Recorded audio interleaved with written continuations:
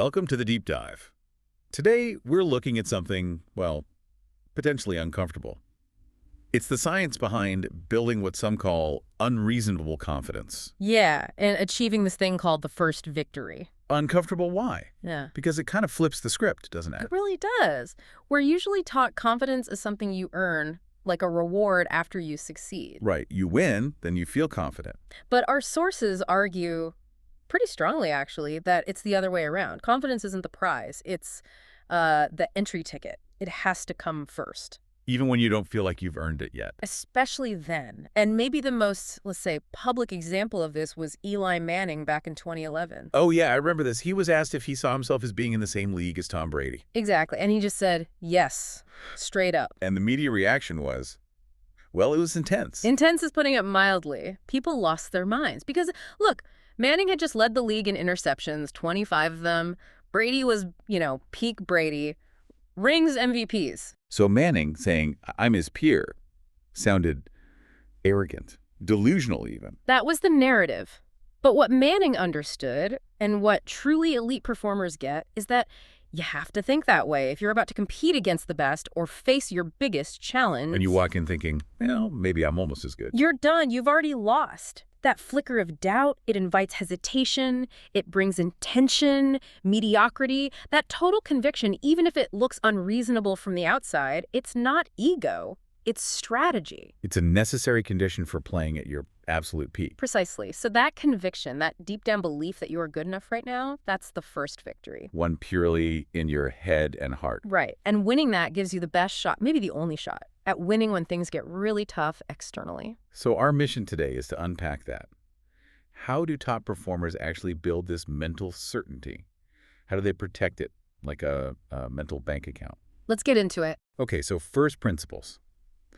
If confidence isn't just something you're born with, how do you build it? Are we just talking about, like, faking it till you make it? Not quite faking it. It's more systematic than that. Our sources are clear. Confidence is a skill you can learn. No. It comes from a really consistent, constructive way of thinking. It's basically about how you manage your own history, your own experiences. Meaning you have to actively hold on to your successes, learn from them, benefit from them, and just as importantly, you have to consciously release or reframe the times things didn't go so well. Okay, so it's an active filtering process. Yeah. And this builds towards that first victory. Exactly. That's the payoff. It's the belief, regardless of your last game or your last project, that you're good enough to compete at the highest level against anyone. It becomes an internal state separate from the scoreboard. There's a powerful military example, right? Yeah. Captain Stoney Portis. An incredible story. He's heading into combat outpost Keating during a massive attack. He's in the helicopter looking down at this absolute chaos, knowing soldiers are already down. And the natural human thought hits him? Yeah. He admitted it. This is how I'm going to die. Just rushed into his head. I mean, talk about a confidence killer. Hard to imagine a bigger one. Right. But here's the thing. He didn't dwell on it. He consciously stopped that thought, took control, slowed his breathing. And used an affirmation. Yes. He repeated, I am the leader. I make the decisions when it counts. He chose his focus. He won that first victory right there in the helicopter before landing in the middle of the firefight. His internal state became independent of the external horror. Wow. And that kind of certainty, it actually changes how you perform complex tasks under pressure. Absolutely. It has a huge cognitive benefit. When you achieve that level of certainty, it literally slows down your conscious analytical thinking. So you stop overthinking. You stop the self-doubt, the running commentary, the what-ifs. Your conscious mind gets out of the way. And that allows your training, your stored experiences, your unconscious instructions to just flow. So whether you're that soldier or an athlete reading a defense or even, say, a salesperson facing a tough prospect. That mental quiet allows your skills to come out automatically, instantly. The certainty clears the channel for peak performance. It's like it clears the static. So let's talk about managing this mental bank account. If confidence is this running total of self-belief, we need to be careful accountants. Extremely careful. We have to filter what goes in. This means selective thinking isn't just nice, it's mandatory. You've got to find that one positive thread, no matter how thin. Yes. You latch on to the single possibility of success to generate the energy you need, even if the odds seem stacked against you. Okay, this sounds like the Lloyd Christmas principle from Dumb and Dumber. Yes, exactly. Mary tells him his chances with her are 1 out of 1,000,000. And his takeaway. So you're telling me there's a chance. It's played for laughs, obviously, but the underlying principle is dead serious for peak performance. You focus only on that tiny window of opportunity. You have to. The way the defense might make a mistake, the way the client might agree, that focus on the positive possibility is where the energy, the optimism comes from to keep pushing forward. Okay, so practically, how do we make deposits? You mentioned filing the past, creating a top 10 list. Yeah, this is foundational. Think about your field, your job, your sport, whatever. Physically write down 10 times you felt genuinely successful. Specific moments. Specific moments of pride, accomplishment, progress, big or small. These aren't just memories, they're like the initial seed money for your confidence account. Writing them down actually makes the deposit feel more tangible, more real in your mind. And then for the present moment, we can't just rely on old glories. You talk about immediate progress reviews or IPRs. Right, this is crucial for maintaining momentum, especially when you're doing demanding things one after another. So right after a task. Immediately after. Finish a meeting, finish a practice drill, finish a sales call. Before you move on, take just a second to filter that experience. To the good bits. Find the best rep, the moment of success, the thing you did well. Lock onto that. Deposit that positive feeling into your account. It boosts your mental state right before you tackle the next thing. Are there professions where this is basically standard practice? Oh, absolutely. Think about neurosurgeons. After a complex surgery or even just a difficult patient consultation, many consciously filter. They don't dwell on, say, a minor snag or a paperwork issue. Exactly. They mentally bank the successful outcome, the precision, the key decision they made. They ensure their mental account is topped up before facing the next high-stakes situation that demands, well, total certainty. Makes sense. You choose what to focus on to empower the next action. Yeah. Okay, let's shift to the active tools, affirmations, and envisioning. This is about creating that positive, self-fulfilling prophecy, right? It really is. It's a universal principle. What we believe tends to happen because belief drives our effort. And effort drives results. Simple as that. If you genuinely believe you're capable, you put in more focus, more persistence, you naturally get a better outcome. The West Point example you mentioned really drives this home. The military movement course. Yeah, it's a tough physical course balancing, climbing, graded stuff. Some cadets, maybe based on their build or an early stumble, might start thinking, Uh-oh, this isn't for me. This is going to be bad. right, this is gonna suck. And that belief, it leads to tentative movements, maybe less effort. They get a so-so grade and boom, they prove themselves right. Their belief created their reality. Whereas the cadet who thinks, I can do this. I'm right for this. They approach it differently. More energy, better technique, probably a better grade. They also prove themselves right. Same course, different internal starting points, different outcomes. so affirmations are like writing instructions for that positive path. Think of them as mental deposit slips, and they need to follow 3 rules to be effective. First person, I, present tense, I am, not I will be, and positive. Okay, that positive phrasing seems key, but also tricky. You pointed out a common mistake, trying to eliminate a negative by focusing on it, like a tennis player saying, I never miss my second serve. Exactly. That sounds right, but it's neurologically flawed. Why? What's the brain doing? Well, the part of your brain handling the action, it doesn't really process the never part strongly. It latches onto the active verb you're emphasizing, miss. So repeating, I never miss, actually reinforces the idea of missing. It strengthens the neural pathway for the very thing you want to stop doing. It's counterproductive. Wow. Okay, so you have to state the positive action you want, instead of don't miss. You say, my second serve lands powerfully inside the line, or I hit my target. You focus the brain on the desired result. You're literally scripting success for your nervous system, which flows right into envisioning or mental rehearsal. This isn't just wishful thinking, is it? Not at all. This is about deliberately creating a vivid, multisensory, imaginative experience of success.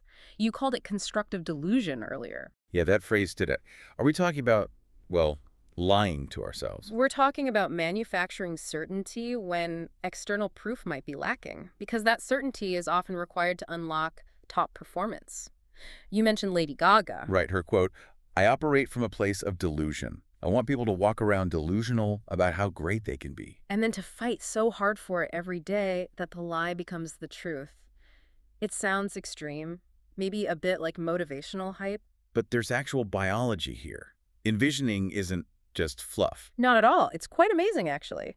Studies show that when you vividly imagine doing something physical, like, say, opening and closing your fingers, Just imagining it. just vividly imagining it activates the brain's motor cortex, and it generates about 25% of the electrical activity of actually doing it. Seriously. So imagining practice is a form of practice. It strengthens the neural pathways, it builds up the myelin sheath around those nerves, making the signal faster and more efficient. Your nervous system essentially treats vividly imagined rehearsal as real rehearsal. That's incredible. So people like that top car salesman, Jason Mashia, who operates as if every deal will succeed. Even though rationally he knows some won't, his internal operating system is built on that envisioned certainty. He's practiced success so much in his mind. Okay, powerful stuff. But what about the things that drain this confidence account? Two big ones seem to be perfectionism and misreading nerves. Absolutely. And they're related. Destructive perfectionism, the kind where you're terrified of any mistake, is paralyzing. It stops you from even starting sometimes. Exactly. And the research is interesting here. The very highest achievers, they tend to have moderate perfectionism, not extreme.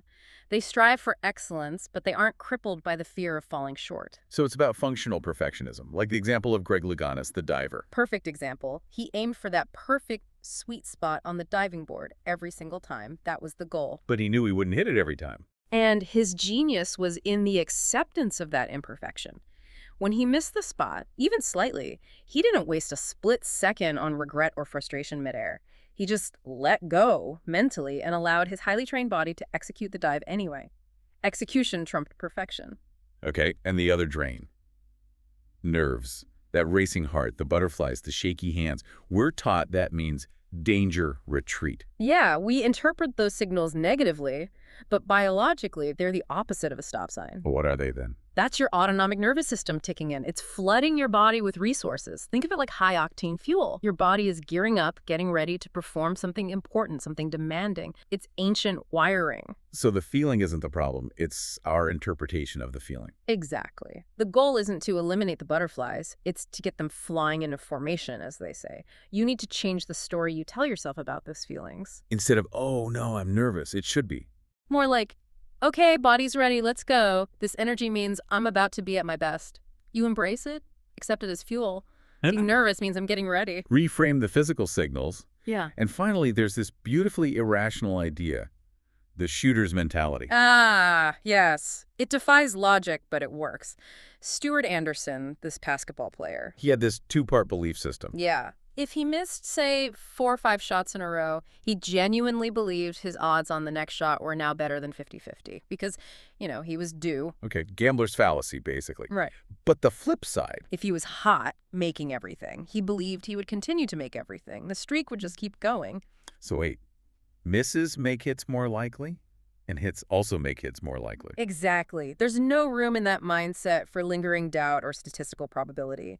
It's a conscious choice to interpret all data, misses or makes, in a way that maximizes your certainty for the very next shot. It's the ultimate confidence filter. Wow. Okay, so this entire deep dive, it really just boils down to choice, doesn't it? Fundamentally, yes. Confidence isn't some reward handed out by fate after success. It's the outcome of a continuous series of conscious choices you make, moment by moment, to win that first victory internally. It reminds me of Viktor Frankl in Man's Search for Meaning. His point about the last human freedom, the power to choose your attitude in any given set of circumstances, that's precisely the muscle you're exercising here. You choose your internal state regardless of the external pressures. You spend all this time building competence, making those careful deposits into the mental bank account. But then there's a shift, right? There has to be. You move from being a careful saver, hoarding your confidence, to being ready to spend it. Right, a relatively carefree spender, not careless, but carefree. You reach a point where you decide, I have enough, I am enough right now, and then you execute. You trust the account balance, and you perform. That feeling of enough gives you the strength to act. It lets you transition from preparation to performance without being paralyzed by fear of depleting your reserves. Which brings us to a really simple but maybe profound final thought. It comes from a New Orleans bus driver, apparently. Yeah, years ago, he just used to tell his passengers, quite loudly, If you're having a bad day, change your mind and have a good day. just like that. And that really is the core practice of everything we've discussed. It's the daily sometimes hourly willingness to change your mind about your state, about your readiness, regardless of conditions. Like General Robert Brown said after surviving that bombing in Iraq. Faith takes practice. Winning the first victory isn't a one-time thing. It's that constant practice, that daily decision to choose your mindset, claim your certainty, and show up ready. So the question for you, the listener, is, are you willing to make that choice continuously? A tough question, but maybe the most important one for unlocking potential. Indeed. Thank you for walking us through all that. Really fascinating stuff. My pleasure. Always good to dive deep.